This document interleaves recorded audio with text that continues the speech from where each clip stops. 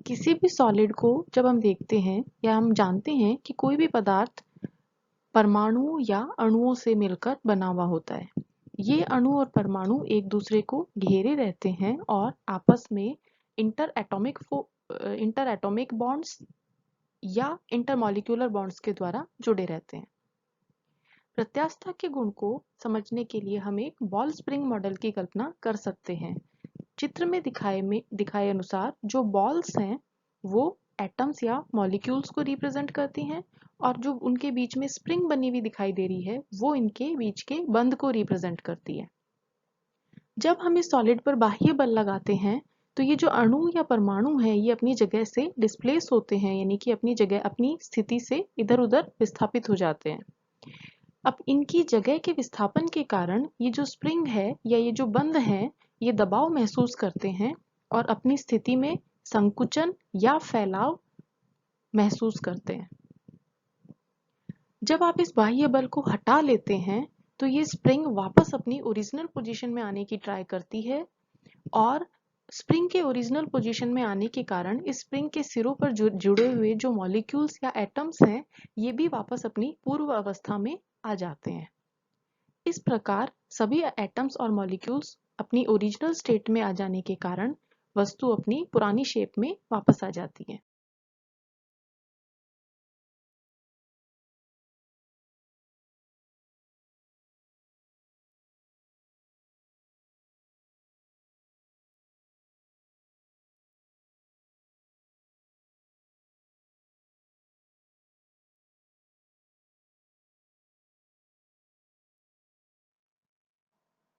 Next हमारे पास आता है हुक का नियम या हुक्स लॉ।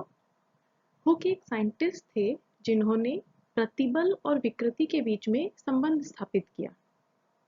उन्होंने क्या बताया कि अगर आप प्रत्यास्था सीमा के अंदर किसी वस्तु पर बल लगाते हो, यानी कि प्रत्यास्था सीमा के अंदर मतलब सिर्फ उसी लिमिट तक बल लगाना है जिसमें बल हटाने पर वस्तु अपनी ओरिजिनल स्टेट में वापस आ जाए, उसी लिमिट तक आपको अपने बल का मान रखना है। तो हुक ने कहा कि प्रत्यास्था सीमा के अंदर अगर किसी वस्तु पर बल लगाया जाए तो उस वस्तु में उत्पन्न प्रतिबल उस वस्तु में उत्पन्न होने वाली विकृति के समानुपाती होता है। मतलब समानुपाती जैसे आपको पहले भी एक्सप्लेन किया गया था, अगर कोई दो वस्तुएं आपस में समानुपाती हैं तो जैसे जैसे एक की वैल्यू बढ़ती जाएगी वैसे वैसे दूसरे की वैल्यू भी बढ़ती जाती है, या फिर एक की वैल्यू कम होने के साथ में दूसरे की वैल्यू ऑटोमेटिक कम होती जाती है। तो हुक ने कहा कि किसी भी प्रत्यास्थ वस्तु पर प्रत्यास्था सीमा में बल लगाने पर उस वस्तु में उत्पन्न प्रतिबल उस वस्तु में उत्पन्न विकृति के समानुपाती होता है, या शॉर्ट में कहूं समझाने के लिए तो प्रतिबल विकृति के समानुपाती होता है। कंडीशन क्या है? जो आप बल लगा रहे हैं वो प्रत्यास्था सीमा के अंदर होना चाहिए, प्रत्यास्था सीमा के बाहर नहीं होना चाहिए। अगर फॉर्मूला के रूप में लिखा जाए तो लिखा जाता है प्रतिबल समानुपाती विकृति के। फिर आपको पहले भी बताया था ओम के नियम में समानुपाती का निशान हटाने के लिए आपको क्या करना है, समानुपाती की जगह बराबर का निशान लगा देना है। लेफ्ट हैंड साइड ऐसी की ऐसी रखनी है, राइट हैंड साइड भी ऐसी की ऐसी रखनी है, लेकिन राइट हैंड साइड को किसी कांस्टेंट से मल्टीप्लाई कर देना है। इसी चीज को मैं यहाँ अप्लाई करना चाहूँ तो मुझे मिलेगा प्रतिबल इक्वल्स टू कांस्टेंट इनटू विकृति, या फिर प्रतिबल अपॉन विकृति की वैल्यू मुझे एक कांस्टेंट मिलती है। इस कांस्टेंट को E लिखा जाता है, कैपिटल लेटर्स में E लिखा जाता है। यहाँ पर E जो है वो एक कांस्टेंट होता है जिसे इलास्टिसिटी कोफिशिएंट या प्रत्यास्था गुणांक या मॉडुलस ऑफ इलास्टिसिटी कहा जाता है।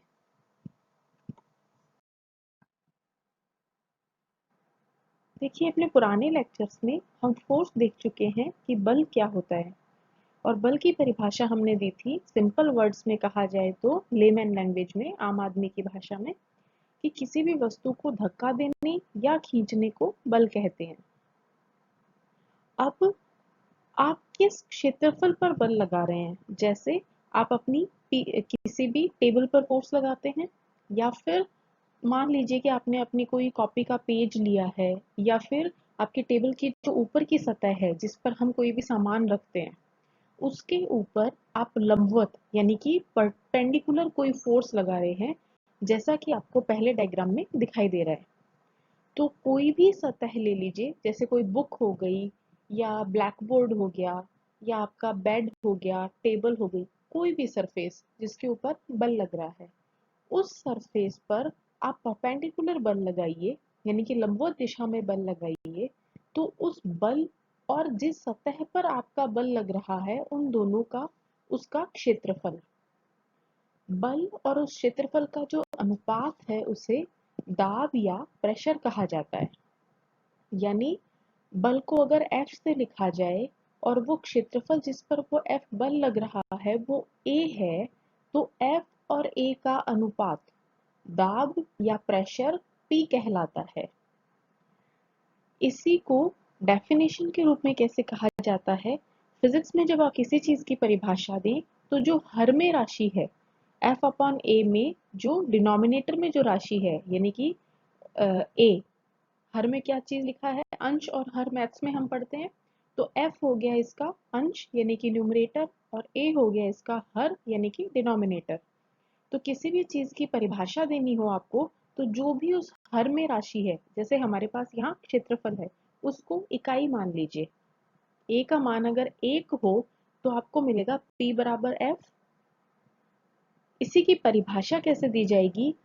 जो आपने अभी किया, A बराबर 1 रखिए तो आपको P बराबर मिलता है F। तो शब्दों में कैसे कहा जाएगा? इकाई क्षेत्रफल पर लगने वाला बल दाब कहलाता है।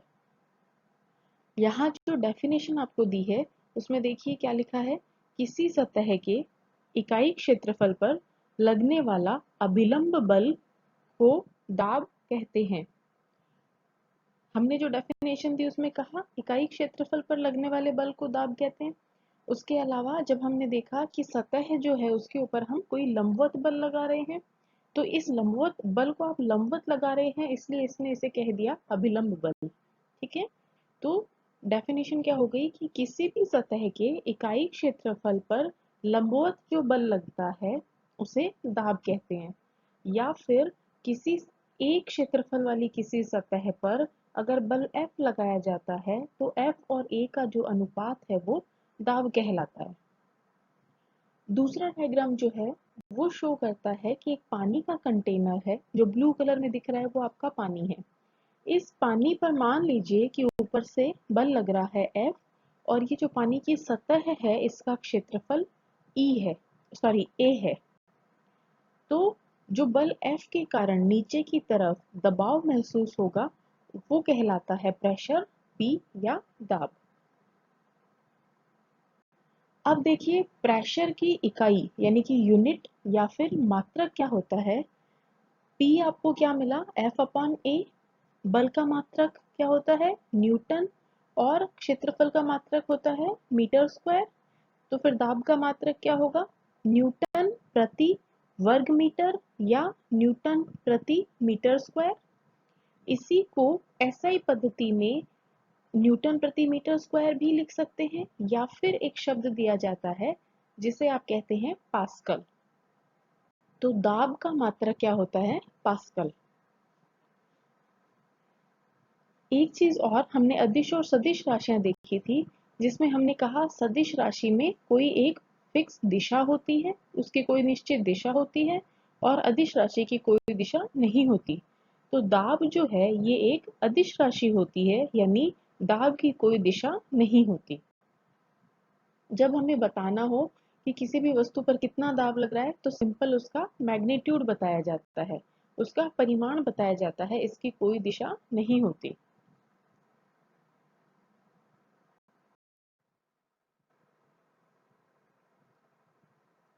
नेक्स्ट क्वेश्चन दिया हुआ है कि स्टील के अनुप्रस्थ काट का क्षेत्रफल 1 सेंटीमीटर स्क्वायर है। उसकी लंबाई को दुगुना करने के लिए कितने बल की आवश्यकता होगी? स्टील का यंग प्रत्यास्थ गुणांक 23 गुणा 10 की पावर 11 डाइन प्रति सेंटीमीटर स्क्वायर है। यानी आपको क्या क्या दिया हुआ है? अनुप्रस्थ काट का क्षेत्रफल दिया हुआ है, यानी कि कैपिटल ए। सूत्र में कैपिटल ए का मान आपको दिया हुआ है। यंग का प्रत्यास्थ गुणांक आपको दिया हुआ है 23 गुणा 10 की पावर 11 डाइन पर सेंटीमीटर स्क्वायर। लंबाई को दुगुना करने के लिए, यानी कि अगर किसी भी वस्तु की लंबाई पहले 1 मीटर है तो आपको क्या करना है, बल लगा के उसे 1 का डबल यानी कि 2 मीटर कर देना है। और आपको जानना है कि आपने जो बल लगाया वो कितना होगा, यानी कि 1 मीटर की लंबाई को 2 मीटर करने के लिए आपको कितने बल की आवश्यकता होगी। इसी को दूसरे शब्दों में कहा जाए कि 1 मीटर की बजाय मैंने मान लिया कि उसकी लंबाई L है, L मीटर है, तो लंबाई को डबल करना है, यानी पहले अगर लंबाई कैपिटल L थी तो अब कितनी हो जाएगी 2 इंटू कैपिटल L। तो आपको क्या करना है, एक L लंबाई का तार लेना है और उस पर कुछ बल लगाना है, उसको उसकी लंबाई बढ़ाकर 2 इंटू L कर देनी है और कितना बल लगाया ये आपको बताना है।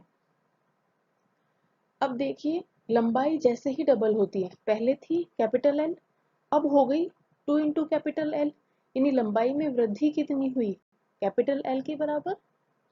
पहले मान लीजिए पहले लंबाई थी 5 मीटर, अब उसे डबल करके आपने कर दिया 10 मीटर, तो लंबाई में वृद्धि कितनी हुई 5 मीटर की। या यूं कहूं कि कैपिटल L लंबाई के तार की लंबाई बल लगाकर अगर बढ़ा दी तो वो 2 इंटू L हो गई, तो परिवर्तन कितना आ गया, कैपिटल L के बराबर वृद्धि हो गई। अब जो परिवर्तन था लंबाई में उसे हम लिख रहे थे डेल्टा L, यानी हमें डेल्टा L का मान क्या मिला, कैपिटल L के बराबर। प्रारंभिक लंबाई थी मेरी कैपिटल L और लंबाई में परिवर्तन यानी कि डेल्टा L क्या मिला, वो भी कैपिटल L। अब हम क्या जानते हैं कि यंग का प्रत्यास्थ गुणांक क्या होता है, कैपिटल Y से लिखते हैं। कैपिटल Y का मान आपको दिया हुआ, कैपिटल Y का मान आपको फॉर्मूला से पता है कि F upon A upon delta L upon L होता है प्रतिबल बटे विकृति से। तो प्रतिबल का मान हुआ F अपॉन A, विकृति होती है अनुदैर्ध्य विकृति जिसका मान होता है डेल्टा L अपॉन L के बराबर। अब जो भी हमें चीजें दी हुई हैं, यानी कि कैपिटल कैपिटल Y दिया हुआ है, कैपिटल A दिया हुआ है, ये सब डाइन, डाइन पर सेंटीमीटर स्क्वायर यानी कि सीजीएस पद्धति में है। सारे मात्रक सीजीएस पद्धति में है, इसलिए हमें इन्हें कन्वर्ट नहीं करना, जैसे दिए हुए हैं वैसे के वैसे यूज कर सकते हैं। आप क्या करेंगे, f का मान तो आपको निकालना है, तो y के फॉर्मूला में f की जगह तो f ही रहने देते हैं। a का मान हमें 1 दिया हुआ है, डेल्टा l का मान हमें पता है l के बराबर मिलता है और प्रारंभिक लंबाई हमने मानी कैपिटल L है। अब L से L कैंसिल हो जाता है और y की वैल्यू आपको मिलती है f के बराबर, या इसी को उल्टा करके लिख दूं, f की वैल्यू मिलती है y के बराबर। आपको f का मान ज्ञात करना था कि आपको कितना बल लगाना है, तो ये आपको ज्ञात करना था, इसलिए f आपको मिल गया सॉल्व करने पर y के बराबर, और y की वैल्यू दी हुई है 23 गुणा 10 की पावर 11, तो 23 गुणा 10 की पावर 11 आपके बल का मान हो गया। ध्यान क्या रखना है, आप y का मात्रक होता है डाइन प्रति सेंटीमीटर स्क्वायर, लेकिन आपको बल निकालना है और सीजीएस पद्धति में बल का मात्रक डाइन होता है, तो F आपको क्या मिलेगा 23 गुणा 10 की पावर 11 डाइन। ये आपका फाइनल आंसर हो जाता है।